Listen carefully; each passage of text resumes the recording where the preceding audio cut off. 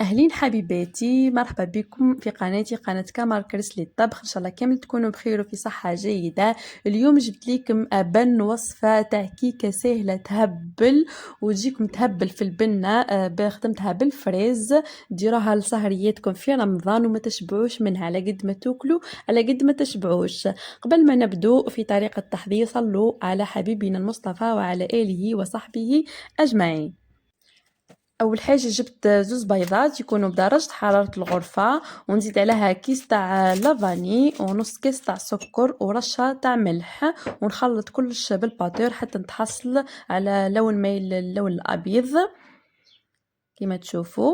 بعد ما نخلط نزيد الزيت اللي هو نصف كاس، كيف نزيدوا على دفعات، نزيد بالشويه نزيد ونخلط. ومن بعدها نزيد الحليب كيف نصف كاس، نزيدوا كيف بشويه ونخلط. هذا هو السر باش تجيكم الكيكه تاعكم خفيفه وبنينه.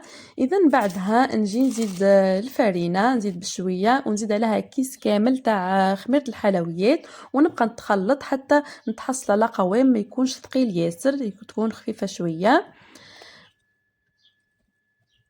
من بعدها نجيب المول، هذا هو المول العجيب اللي يكون هابط من الوسط، ونجي ندهنه بالزبده وندير عليه شويه تاع فرينه ونصب فيه هاك الكريمه هذيك وندخلو الكوزينيير يطيب. كما تشوفوا هنا بعد ما طاب لي نجي نديموليه معاكم. شوفوا كيفاش جات طابت ما شاء الله. من بعد التزيين هنا كان عندي الفريز قصيته على شكل رونديليت، ونجي نعمر هذيك الطبقه الوسطانيه هذيك كامل نعمرها بالفريز، يعني عمرها على قد ما تقدروا. والتزيين يبقى اختياري، تقدروا ديروا بنان في بلاصه الفريز.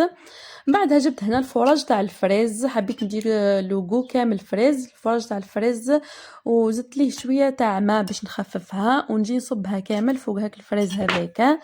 صدقوني الكيكه ذي تجي بنينه تهبل، يعني على قد ما تاكلوا على قد ما تشبعوش منها، وتجي خفيفه ويعني تجي موالمه لسهرات تاع رمضان، ما تجيش ثقيله.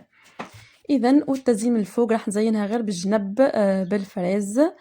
اذا هذه هي الكيكه تاعنا تاع نهار اليوم، خفيفه ظريف يعني، واللي هي توجداها يعني حتى في الدقيقه 90 تقدري ديريها وتجيك بنينه تهبل. التزيين يبقى اختياري، تقدروا ديروا بانين ديروا شوكولا كيما حبيتوا. ليسونسيال الكيكه تاعكم راح تجيكم بنينه تهبل. نتمنى تخلوا لي تعليقاتكم، ونتمنى عجبتكم الوصفه، وتمنى تجربوها وتخلوا لي تعليقات تاعكم. ونقول لكم يعطيكم الصحه على التعليقات اللي فاتوا وعلى التشجيعات تاعكم. واللي ما زالت ما دارتش ابوني دير ابوني وتفعلوا زر الجرس، وان شاء الله نتلاقوا في وصفات اخرى.